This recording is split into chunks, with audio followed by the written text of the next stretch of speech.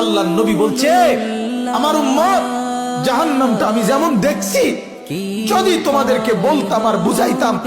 তো তোমরা আর জীবনে কোনোদিন হাসতা না, জীবনে আর কোনোদিন স্ত্রীর সাথে রাত্র কাটাইতা, জীবনে কোনোদিন জনপদে থাকতা না,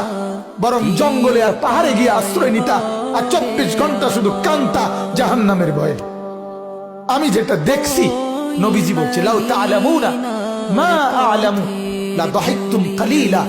ওয়া লা বাকাইতুম কাসীরা। আজ আপনারা, আল্লাহর নবী এটা পর্যন্ত হাদিসে বলছে, হাদিসের মধ্যে মিশকাতে এই কথা আছে, কোন মানুষের লাশ যখন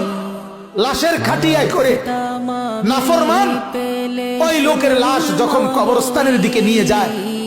আল্লাহর নবী বলছে এই পরিমাণ চিৎকার করে ওই নাফরমান,